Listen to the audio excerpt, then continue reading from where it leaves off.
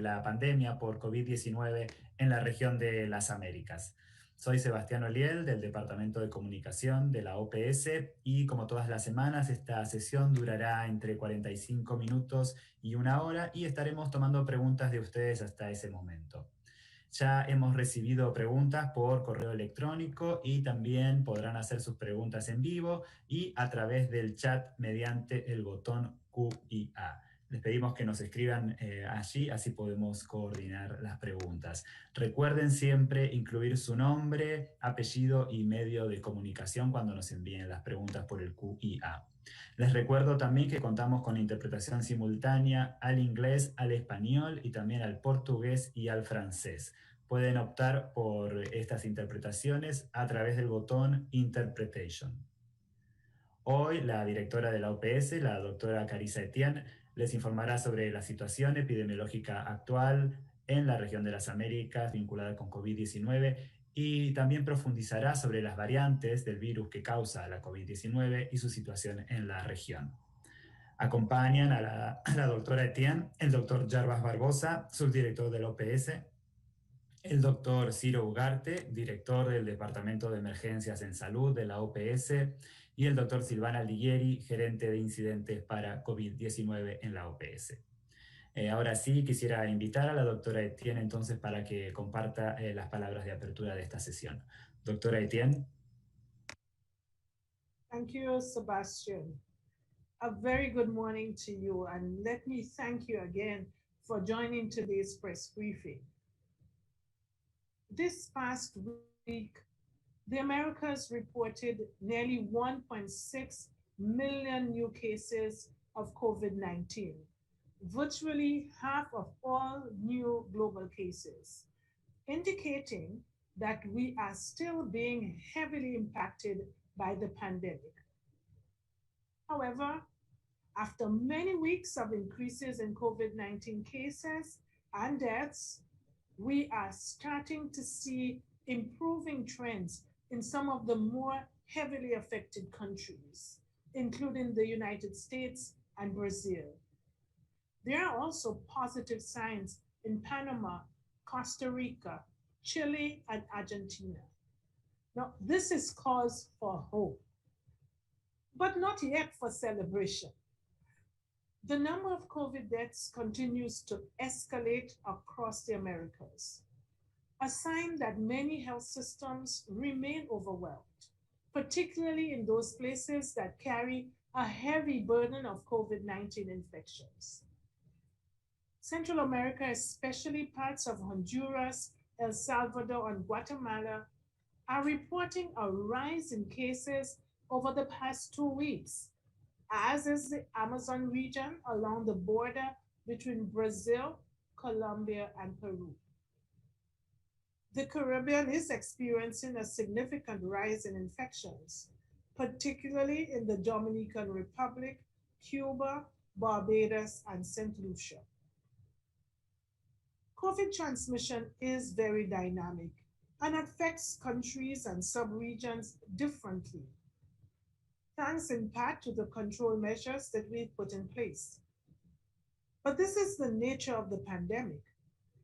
Transmission increases every time we let our guard down and disregard preventive measures that have been proven to limit the spread of this virus.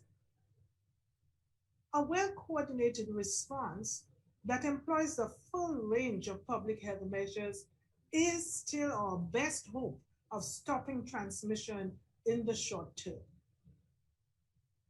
I know that there have been lots of concerns about the variants. When a virus circulates, it mutates and adapts. And this is not rare. It is an expected biological feature of viral outbreaks. The more a virus spreads, the more likely that variants will emerge.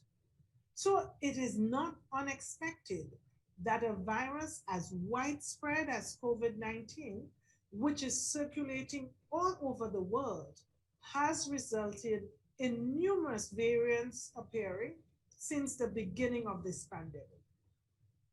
Most of these variants have very very few implications for transmission or severity of disease. Occasionally, a few of these variants may change, and they may change how the virus behaves, and these variants must be closely monitored. We refer to these as variants of concern. And today I will address these variants of concern, sharing what we know about them and how we can monitor and address them in the Americas. Although some of the variants are commonly referred to by the place where they were first detected, like the UK, Brazil, and South Africa, their circulation is not restricted to these places. We certainly expect that the WHO will rename some of the variants to avoid stigmatizing the countries in which they were first identified. It's important to note that we have identified the three main variants of concern circulating in the Americas. At least 19 countries in our region have reported at least one variant of concern, although PAHO is analyzing and updating this data continuously. Evidence is beginning to suggest that some of these variants, such as the ones first detected in Brazil and the United Kingdom, may be more easily passed on from one person to the next, therefore accelerating a rise in COVID cases. While we don't yet have the full picture, it is starting to become clearer. Each new variant of concern must be monitored closely to detect any changes in how it behaves and spreads, and to ensure adequate measures are in place to control it.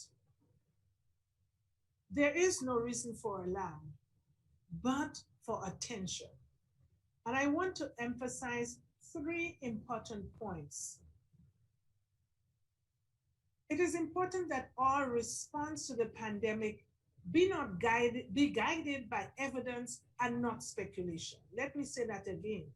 Our response to the pandemic must be guided by evidence and not speculation. And that's why PAHO works closely with some of the best scientists in the world, many of whom happen to be based in our region. There are outstanding research teams working on the ground in places like Manaus, Brazil, who are focusing on this issue and providing us with information as swiftly as they can. Responding to the variants of concern requires widespread collaboration.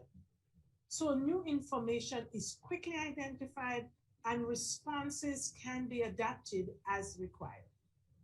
And that's why PAHO's surveillance network is keeping a close watch on today's variants of concern and working closely with similar efforts around the globe.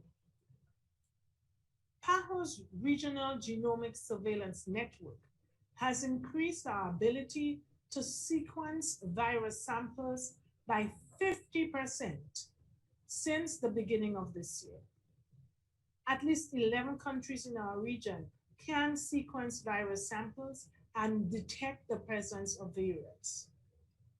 We also count on our two reference laboratories based in Chile and Brazil, which are receiving virus samples from across our region and supporting a network of national laboratories.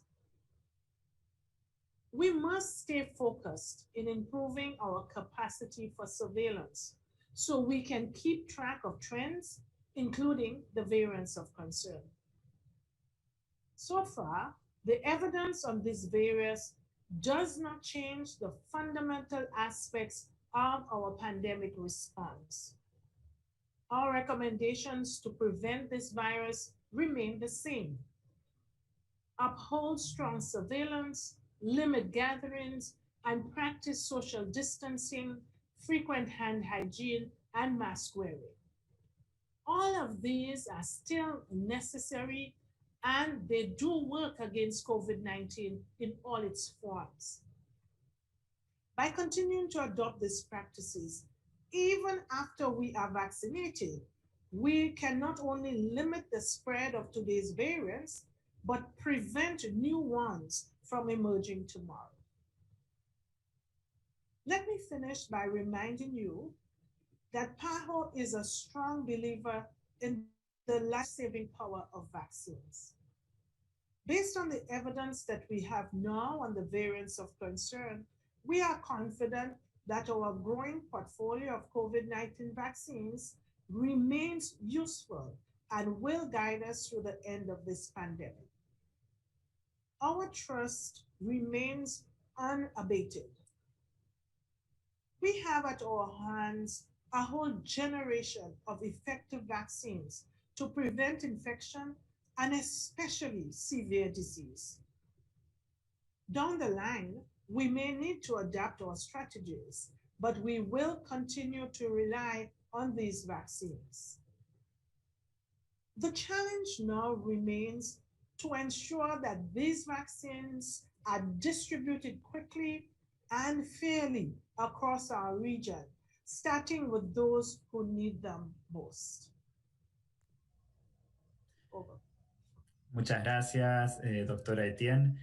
Vamos a pasar ahora a las preguntas y respuestas. Recuerden que pueden escribirnos nuevas preguntas a través del chat del botón Q y A e incluir su nombre y medio de comunicación. También recuerden que tenemos interpretación simultánea al español, inglés, portugués y francés.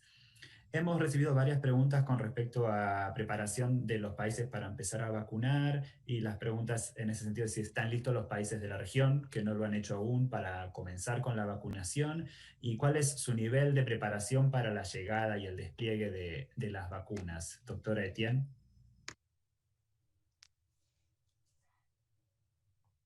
So let me thank you for this question. PAHO has been supporting its member countries in their preparations to introduce the COVID-19 vaccines. And we have provided technical cooperation to help countries plan their vaccine deployment. We have distributed guidance documents, we have held training sessions, and we are giving the countries direct advice. We work with countries on their logistics to coordinate the delivery of doses and the monitoring of safety data, which is extremely important. We are also providing support with the recruiting and training of staff so that health personnel know how to deliver vaccines, and we advise them on public information campaigns to ensure that the people know where, when, and why to receive those vaccines. Let me inform you, thus far, some 31 countries of the Americas have provided information about their COVID-19 vaccine readiness through a tool that is called the Vaccine Introduction Readiness Tool, of VIRAT for short. And this is an online platform that is maintained by PAHO, WHO, UNICEF, and the World Bank. Of these countries, 21 have shared their national vaccination plan, and 20 have reviewed their cold chain equipment and procedures. The main challenges that were identified by countries relate to their information systems and not having sufficient trained staff. We have noted that 20 countries so far have evaluated their cold chain capacity to be able to handle these vaccines, as mainly those that require temperatures between 2 and 8 degrees centigrade. Now, this is really the same equipment that they regularly use in their immunization programs in maintaining the cold chain. I have made the statement, and I will say it again, our countries in the Americas have really very long, many years of experience in immunization, reaching coverages of over 90% of the target populations. and they have significant experience in doing immunization campaigns. So we are really helping them to boost that knowledge and that experience so they are ready to roll out vaccines immediately. Thank you. Gracias, doctora Tien. En seguimiento también con este tema, la pregunta es de Cecibel Romero de Salud con Lupa, que le gustaría más información acerca de los planes de vacunación y los preparativos de los sistemas de refrigeración en la región, pero especialmente en El Salvador, Honduras, Guatemala y Nicaragua, que aún no arrancan con la vacunación, dice. Dice que quisiera obtener información más detallada sobre los informes que han entregado. Doctor Barbosa.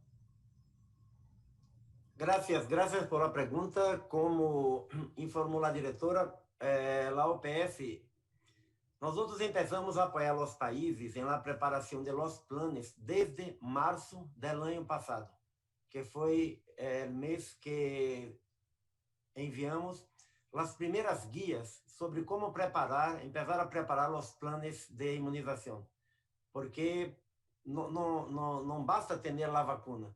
Hay que tener todos los otros aspectos, los aspectos regulatorios, la licencia de importación, la cadena de frío, todo eso que ha subrayado la directora. Entonces, estamos apoyando esses países. Los países están invitados a compartir sus dados por essa herramienta que foi mencionada, a herramienta Virat, que é pública e que é uma autoevaluação de mais de 100 aspectos de lo que é necessário para um país estar listo para a vacunação. Pero também estamos solicitando a los países que enviem os planos para a revisão da OPS de maneira que se pueda perfeccionar, identificar brechas e apoiar. 31 países já compartilham suas informações em Virat, mais de 20 países já enviaram seus planos para a OPS para ter a revisão. Para os 10 países que são apoiados, ou seja, que vão receber a vacuna por el mecanismo COVAX, sem necessitar pagar por la vacuna, e de los 4 países que a periodista mencionou, 3 estão neste caso. Ayer, esses países incluso tiveram que fazer o upload, né, fazer a entrega de seu plano de vacunação, e nós outros, como parte do Comitê Regional de COVAX, vamos a revisar todos os aspectos e fazer as sugerências e comentários para os países. Então, são países que estão, os países na região, incluso os 4 que você ha mencionado, sim, estão avançando com a preparação, porque isso vai ser clave para fazer com que toda a entrega da vacuna possa ser em um sistema de imunização listo, con todos los aspectos que son necesarios. Muchas gracias. Gracias, doctor. Me gustaría dar la palabra ahora a Roxana Tabacman, periodista científica de Medscape. Sí, Roxana, ¿nos estás escuchando? Tienes el piso. Thank you very much. My question is, the ability to monitor viral evolution through sequences are not distributed even in Latin America, but the impact is a global one. So which is your recommendation as minimal monthly sequencing, for example, in the reality of Latin America today? Who should pay the bill because it's for everyone, the interest?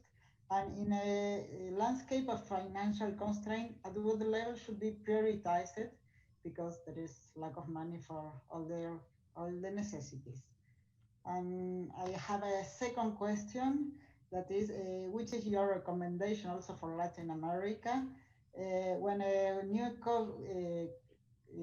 variant of concern is detected for the first time? If there is any evidence of closing frontiers, and when I talk about frontiers, can be country frontiers, but also state or city, because there are many examples that the people is not allowed to go out of the city because a variant of concern.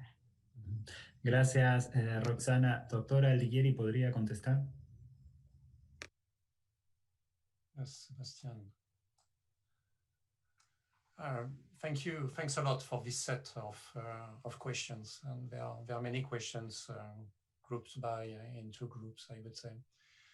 And as of first, Dr. Etienne provided all of us with a very comprehensive panorama and regarding how the genomic surveillance is important at this moment, at this time of the pandemic.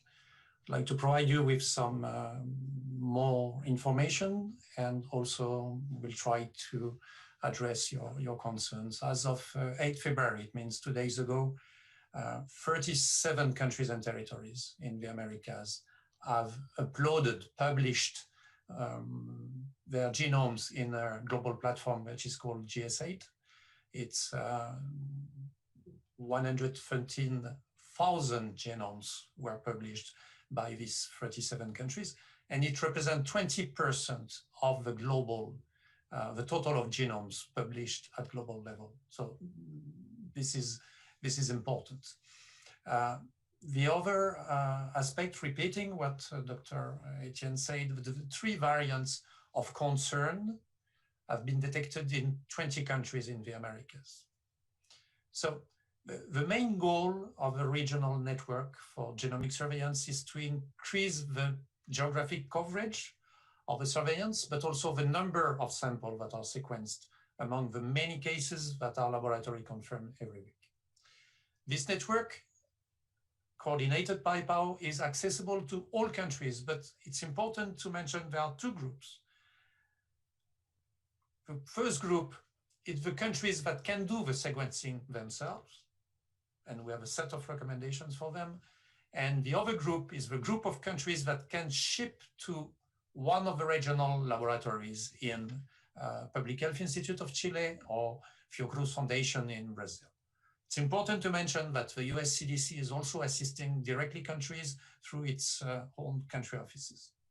So what PAO is doing? PAO is providing countries with, of course, technical guidance, but also with the reagents to do the sequencing and with the equipment for doing the sequencing. And it's also funding the shipment to regional reference laboratories. However, we are hopeful that the governments will assign more funding and fund both their own network when existing and their shipment, international shipment. But we remain available to the countries for assisting in these 2 aspects. So trying to answer your question, we see 2 levels of priority. The first level of priority is really ensuring a coordination, integration of the national network within the countries. For example, including integrating academic institutions, work all of them, all the labs in the same line, I would say, for doing the sequencing. But also linking closely the epidemiological surveillance systems and the genomic surveillance system with clear triggers for increasing the rate of sequencing. For example, when the incidence in one specific territory of country changes by 50% in a short period. So regarding public health measures in a context of variant of concern, and we have 3 on the table at this moment, reported in 20 countries and territories of the Americas. PAO is asking the national and the local authorities, as well as the public, to continue their efforts in curbing the transmission of COVID-19, in implementing strictly the public health measures. All countries, provinces, states have developed their own guidelines and battery of public health measures. It's now a matter of collective discipline in implementing strictly these public health measures. Regarding travel-related measures, international travel-related measures, we are recommending to countries to have a risk-based approach. However, we are aware that in some situations, as land borders, the implementation is very challenging. The example of the tree border area between Brazil, Peru, and Colombia has been mentioned previously by our director. These are challenging environments, and specific measures in trans-border coordination should be implemented. I hope I have answered your concerns. Over. Muchas gracias, doctora Alighieri. Siguientes preguntas vinculadas con Venezuela es en inglés y viene de Brian Earthworth, corresponsal de Reuters. También preguntan muy similar Nicole Chapur de Bloomberg y Mariana de Barrios de TV Venezuela.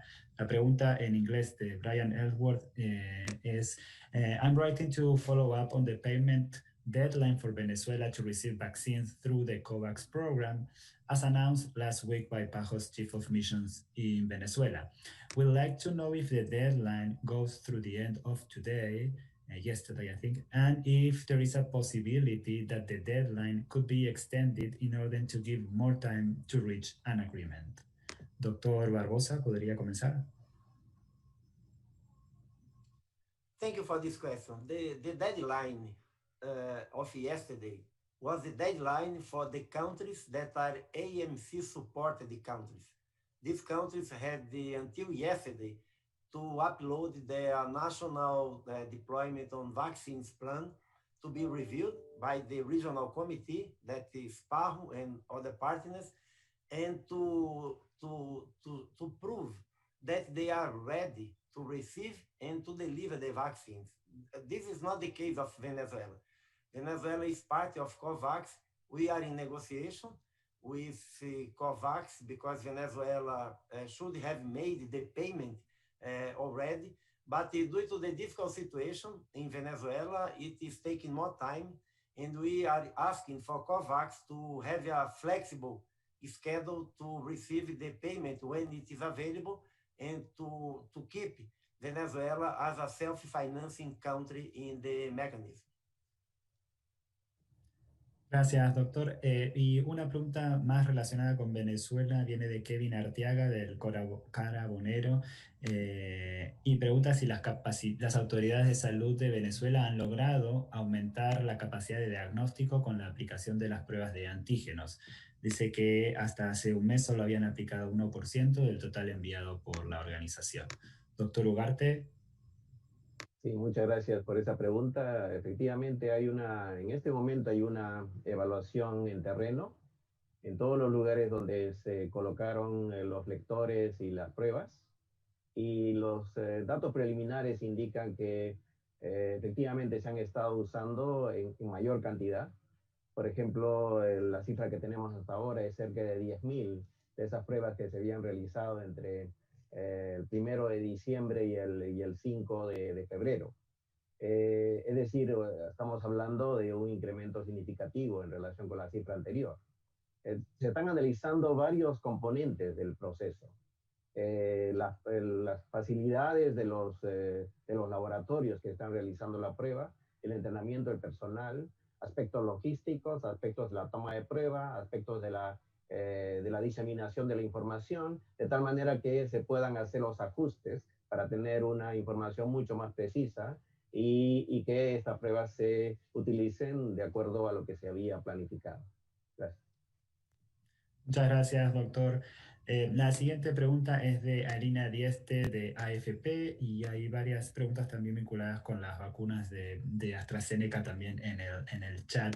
Alina Dieste dice que la doctora Etienne acaba de reafirmar la confianza de la OPS en la cartera de vacunas y pregunta a qué vacunas concretamente nos referimos. Dice, la vacuna de AstraZeneca, cuestionada estos días, representa la mayoría de dosis que se distribuirán a través de COVAX. ¿Qué valoración hace la OPS de la vacuna de AstraZeneca, en particular para luchar contra las nuevas variantes de la COVID-19 en la región? Y también pregunta, ¿qué mensaje puede darle la OPS a las personas que dudan de darse la vacuna de AstraZeneca? Doctor Barbosa. Gracias por la pregunta.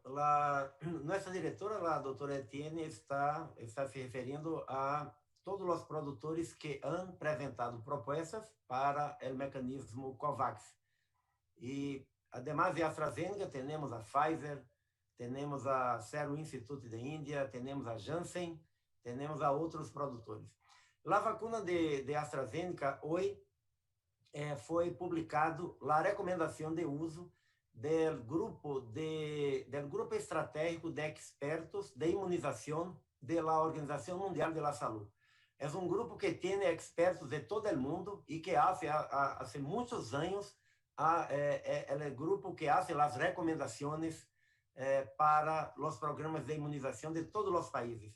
En esa recomendación se dice de manera muy clara, la vacuna de AstraZeneca es una vacuna que presentó una eficacia alrededor de 63% de una manera general, que foi identificado em África do Sul durante os ensaios clínicos que a vacuna estava sendo em um número pequeno de pacientes, se detectou uma redução da eficácia para as formas leves e moderadas da enfermidade. Não há dados hoje sobre se essa nova variante que foi identificada em África do Sul pode cambiar a eficácia da vacuna para os casos graves, que é o principal objetivo da utilização. Pero quero subrayar, e a diretora, nossa diretora já ha chamado a atenção. Esse hallazgo se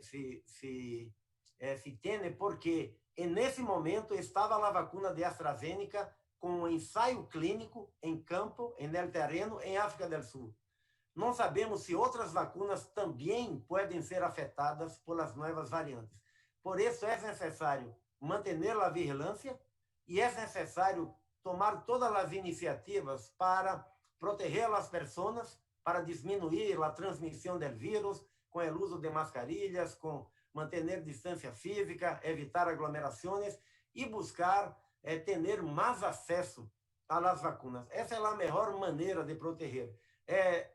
Estamos a buscar mais dados, o sistema global de vigilância sobre as vacinas, a buscar mais dados sobre as novas variantes e seus impactos sobre as vacinas, porque é uma possibilidade que pode ocorrer algum impacto de redução de eficácia em qualquer uma das vacinas. Então, em resumo, com os dados que temos, sim, a vacuna é uma vacuna eficaz, é uma vacuna segura, é uma vacuna que, com as informações que temos hasta hoje, deve continuar a ser utilizada. Essa é a recomendação do grupo estratégico de expertos em imunização da OMS. Gracias.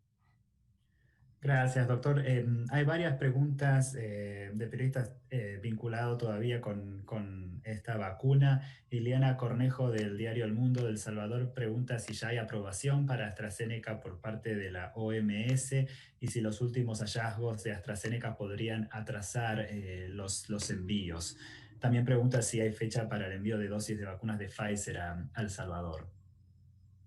Gracias por la pregunta. Mira, aprobación puede significar muchas cosas. Entonces voy a las dos situaciones que tenemos sobre una vacuna.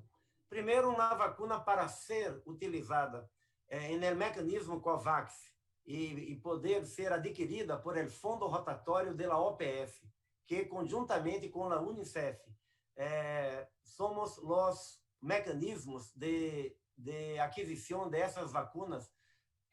Cualquier vacuna tiene que estar precalificada ou tener la autorización de uso en emergencia de la Organización Mundial de la Salud.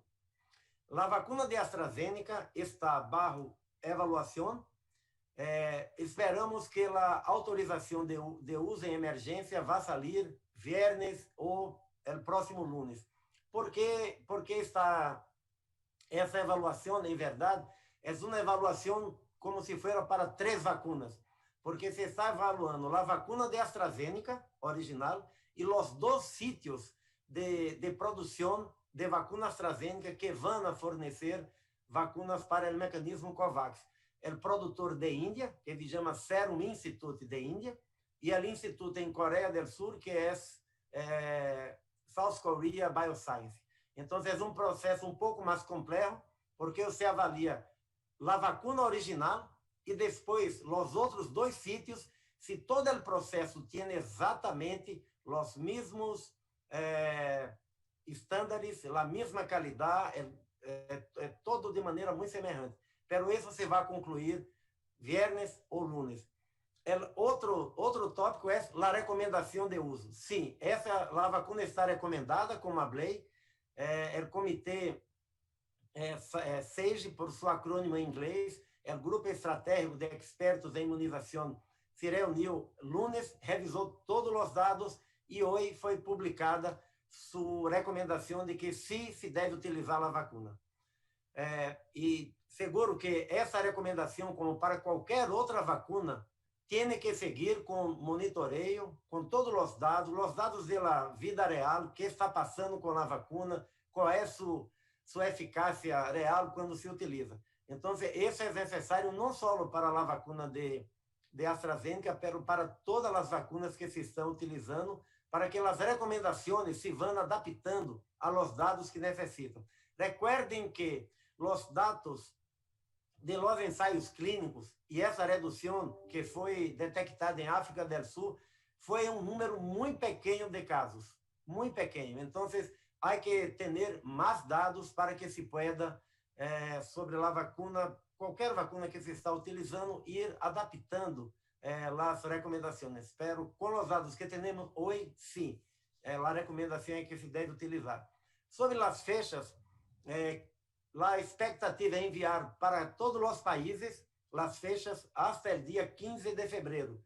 Então, os primeiros que vão receber a informação são os países. E seguro que os países, quando recebam a informação, vão a compartilhar com os periodistas ao mesmo minuto. Então, quando vamos a informar, quando os países tiverem a informação, vão a compartilhar. O mecanismo COVAX vai informar cada país a fecha, a quantidade que vai receber para que os países possam adaptar seus planos de imunização a esta disponibilidad de vacuna. Gracias. Muchas gracias, doctor. Tenemos una pregunta de Lucía Sol Miguel, del diario La Nación de Argentina. Si nos escuchas, Lucía Sol Miguel, te estoy dando el piso. Sí, muchas gracias. Me gustaría saber qué dificultades presentan los refugiados y los migrantes en cuanto al acceso a la vacunación en la región. Gracias. Gracias, Lucía. Doctor Ugarte. Gracias, Lucía. Es una pregunta muy importante porque en nuestra región hay millones de migrantes. Y quisiera empezar mencionando que los migrantes responden a la generosidad de los países con beneficios económicos, sociales y culturales. En ese sentido, uno de los problemas principales que enfrentan los migrantes es su regularización en cuanto a su situación legal en los países, lo que en muchos casos le permitiría acceder a los servicios de salud y, por supuesto, eventualmente a la vacuna para la COVID, dependiendo del grupo prioritario al que pertenece. Muchos de esos migrantes trabajan en el sector salud y muy probablemente van a estar incluidos en la primera fase de la recepción de la vacuna. Sin embargo, hay muchos otros que están en el área informal y no solo no podrían recibir la vacuna debido a que no han sido detectados adecuadamente o no están en la planificación, o algunos de ellos quizá prefieran no ser identificados por varias razones.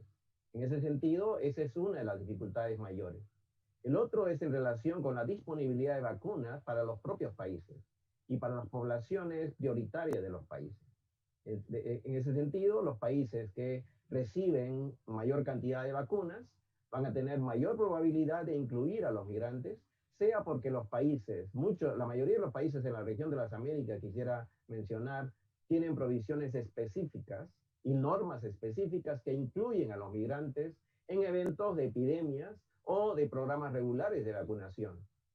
Y otros que no lo incluyen han tomado la decisión de incluirlos porque es una medida adecuada para controlar la pandemia en los países.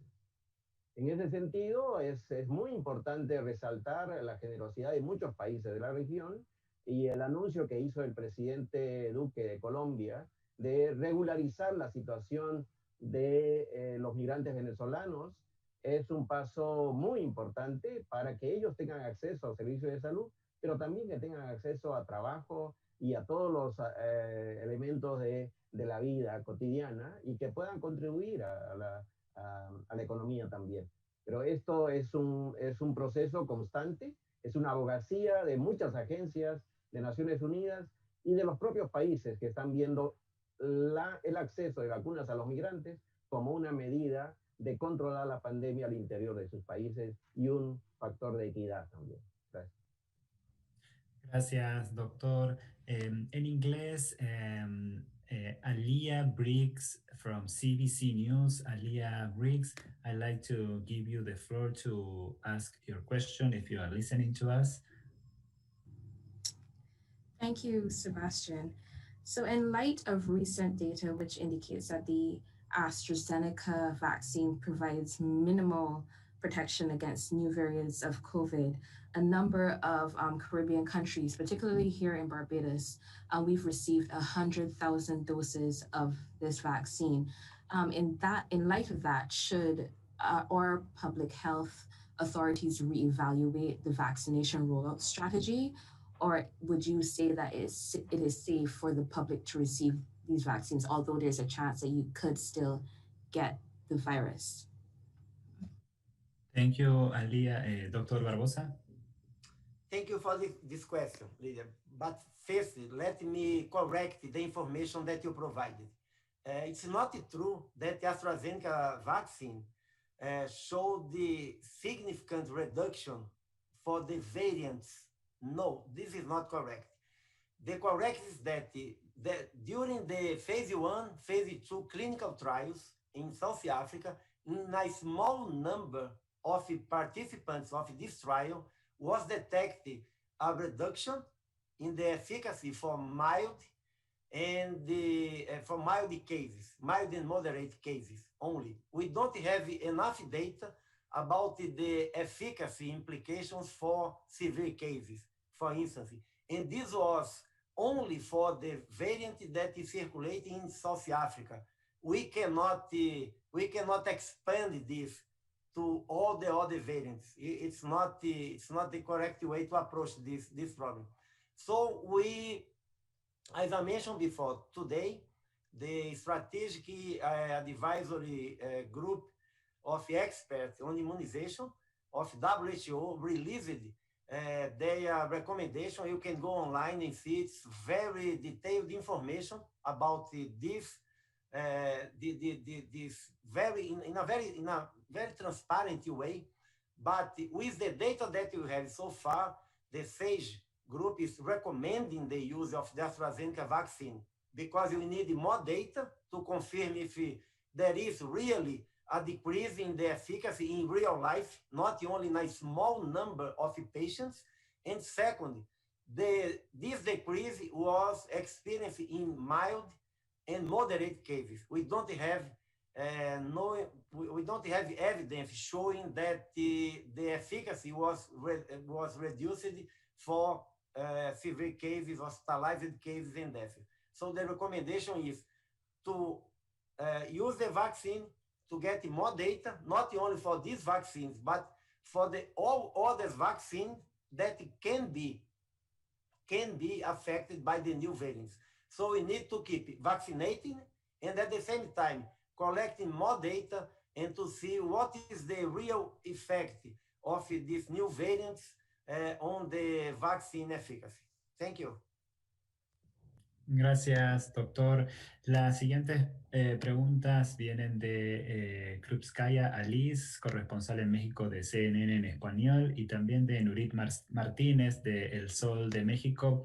Dicen que la Universidad Johns Hopkins dio a conocer un estudio que ubica a México con la mayor mortalidad por COVID-19 en el mundo y pide un comentario sobre las políticas llevadas adelante y qué sugiere la OPS para reducir la mortalidad. Doctor Aldiguieri.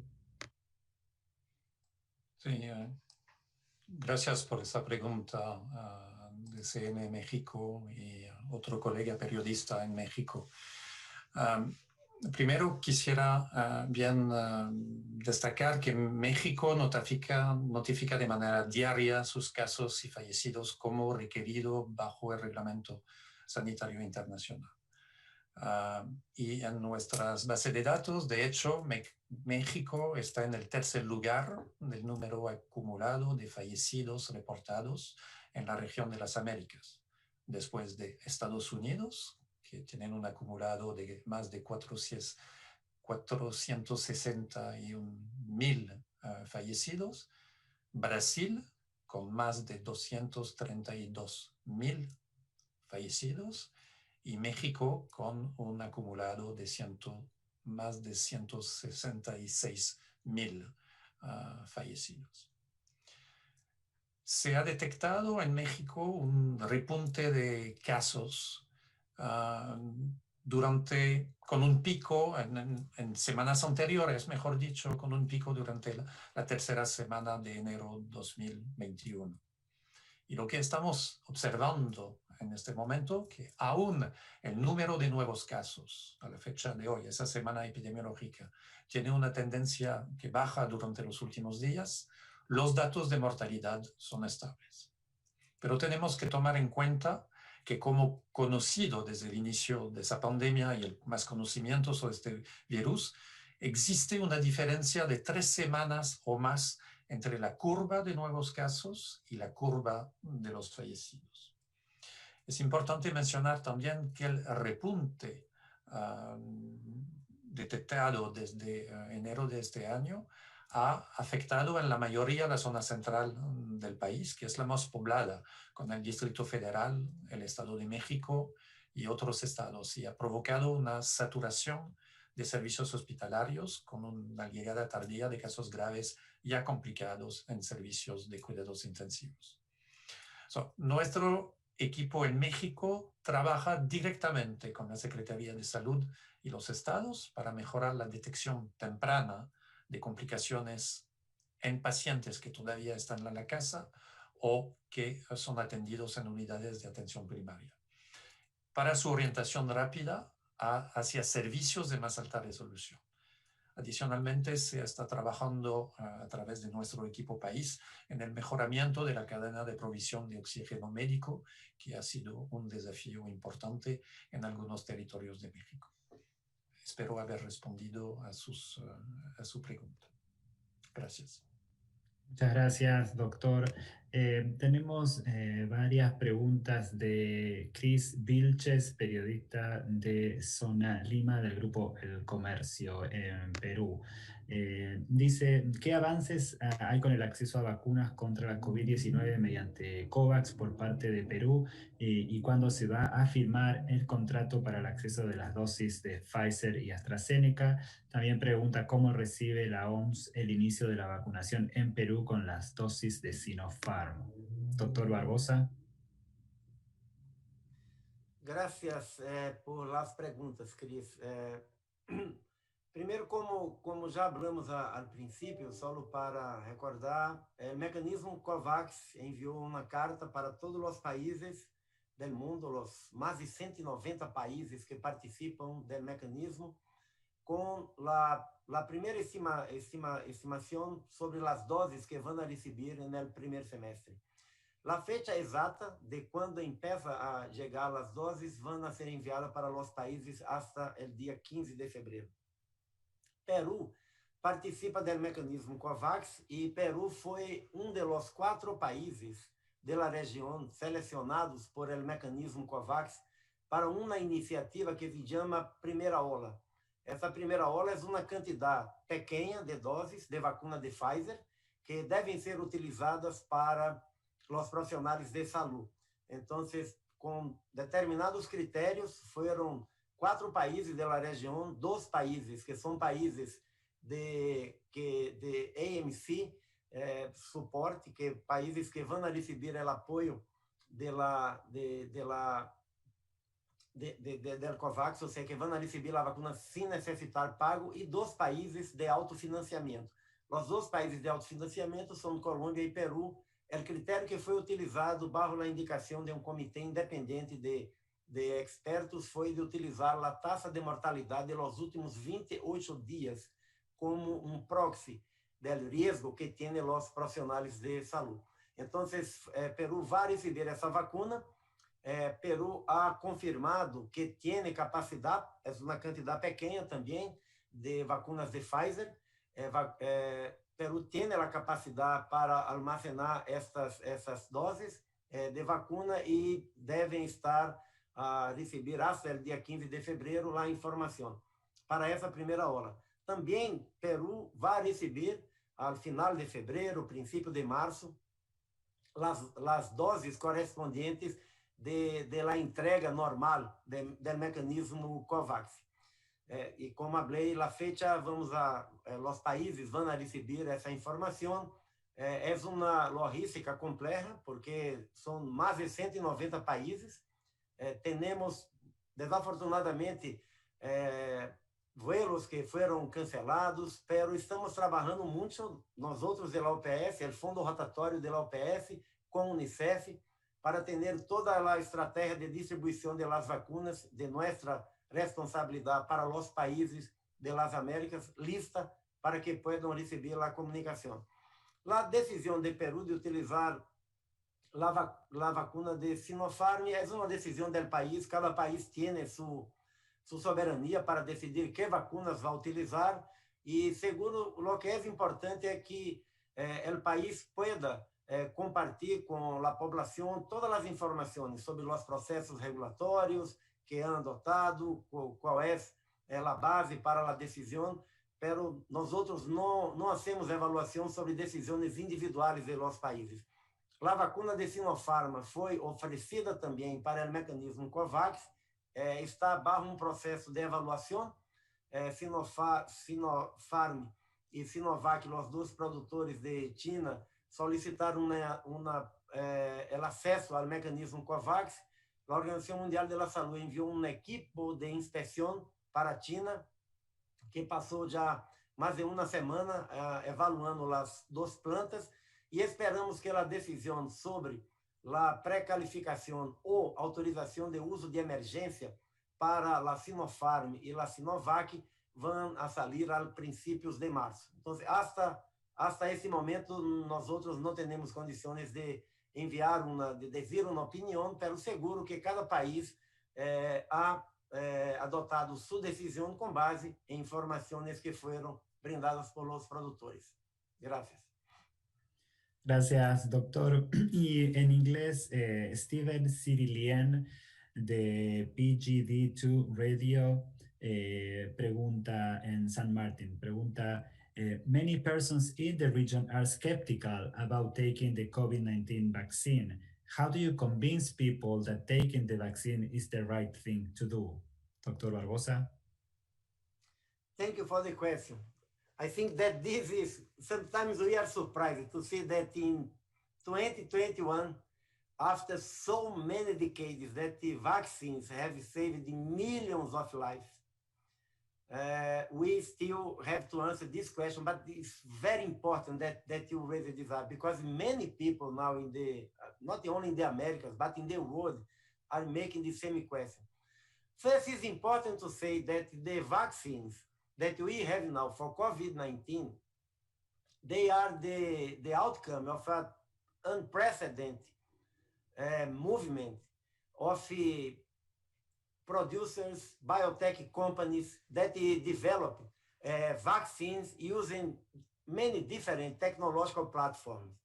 These vaccines, they benefited from other researchers for other coronavirus and other viruses that have been researched in recent decades. Second, the vaccines, to be approved, they needed to show the evidence to the regulators in each country and to WTO to receive the pre-qualification or the emergency use list authorization. They need to show the evidence that the producer has good manufacturing standards. They need to show that they have performed the clinical, preclinical, and clinical trials, phase 1, 2, and 3, that their vaccine is safety and efficacious. So there is no different approach to these vaccines.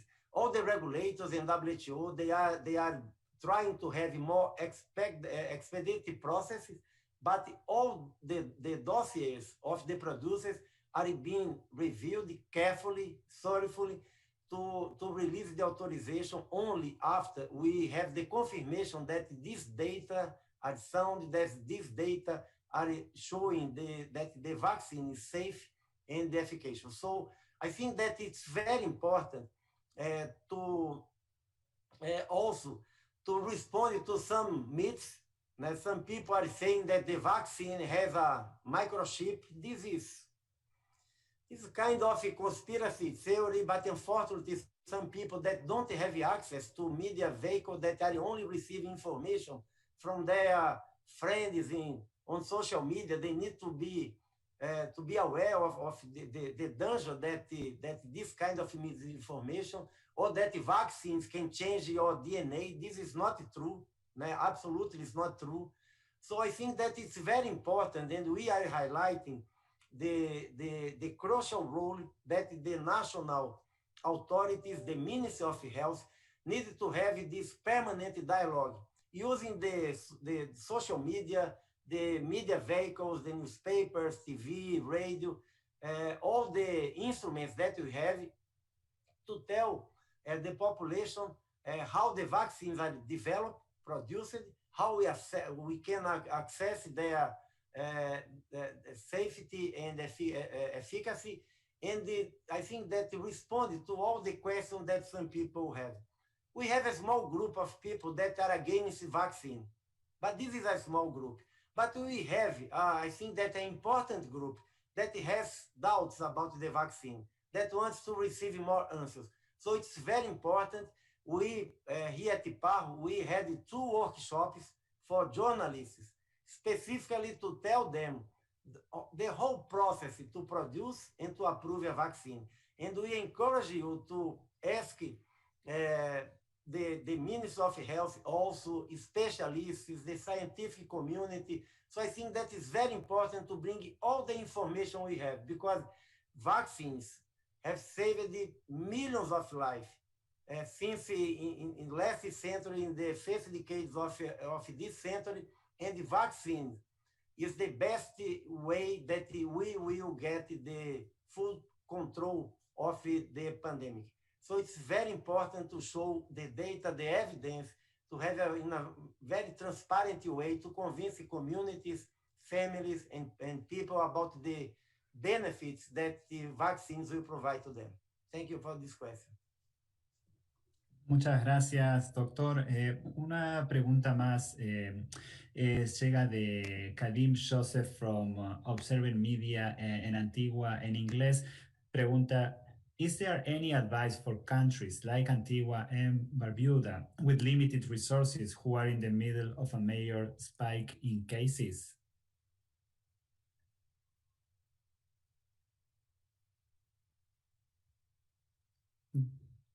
Doctor Barbosa, si usted podría contestar quizás. Yes, no, thank you. Thank you for this question. This is important because even countries that have started the vaccination, the vaccine is not a silver bullet. The vaccine will not stop the transmission next week. So probably we will face months ahead of us that while we are getting more vaccines and to have more people vaccinated, we need to keep the measures that we know. We have now tons of evidence showing that wearing masks, keeping physical distance, avoiding closed and crowded spaces are a very efficient way to prevent the transmission.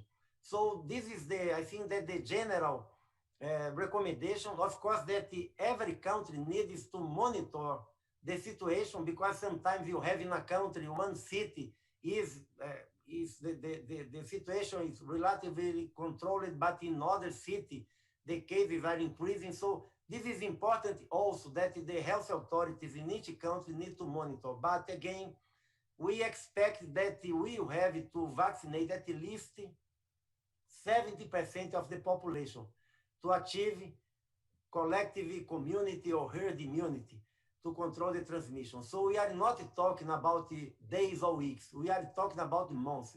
So let's keep all the measures that we know that can prevent in order to these measures working together with the vaccine achieve the reduction of the transmission and in the near future, the control of the transmission of COVID-19 pandemic.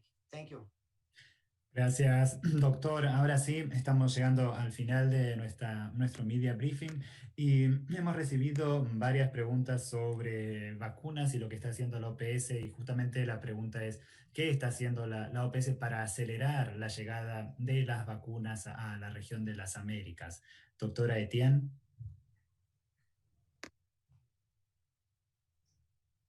Thank you for this question.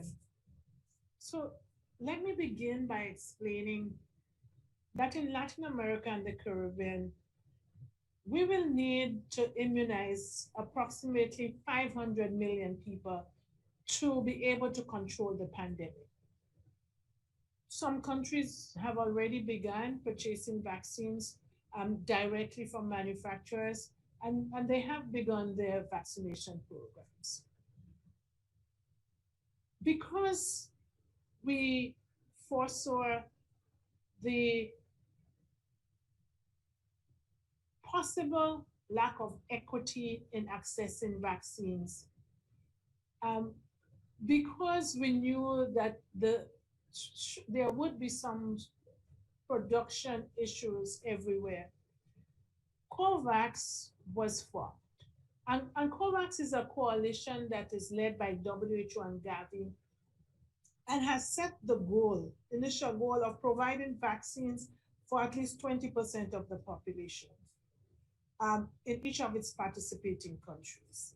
Now, there are 37 countries in our region that are participating in COVAX. And COVAX, as you would have listened from Dr. Barbosa, COVAX had signed purchase agreements with AstraZeneca. There are a basket of vaccines that they are negotiating with and looking to have agreements. Countries in our region will start to receive deliveries of vaccines by the end of this month to protect the populations who are most at risk from severe forms of COVID-19. Of course, this includes healthcare workers, older populations, and persons on the front line. So in Latin America and the Caribbean, 37 countries will receive vaccines through COVAX. And of that 37, 27 are purchasing with their own financing, and 10 of them will do so at no cost to the economic condition, due to the economic condition or their population size.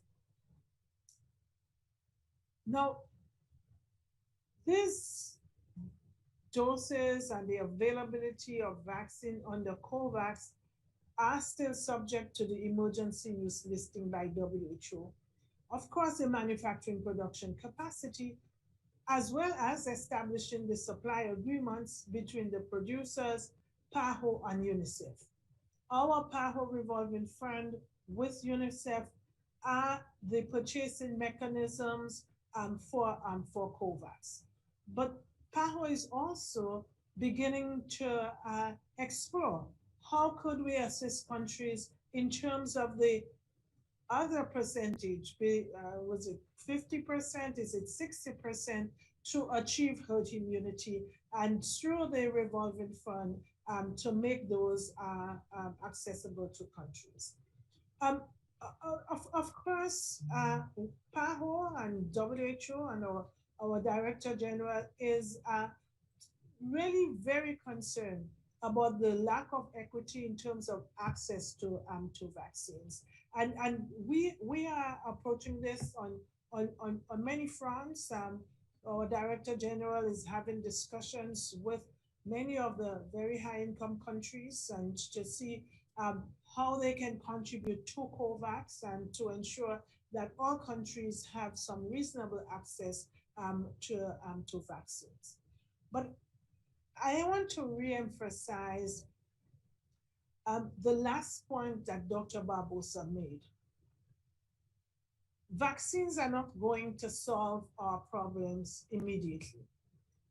And so we have to do everything that we can to reduce the circulation of the virus. And to do that, we have to use the proven public health measures, and which includes staying at home when possible, wearing masks, social distancing, and washing your hands frequently. And governments will also have to ensure that their public health measures are also beefed up in terms of identification of cases and quarantine, etc. That they take the measures that are necessary to help to protect the population. So this is our call out to you. Please do not let down your guard. Continue the public health measures as we await vaccines, but even when we get vaccines, we will simultaneously have to reinforce our public health measures. Thank you for being with us today, and we'll see you next week. Muchas gracias.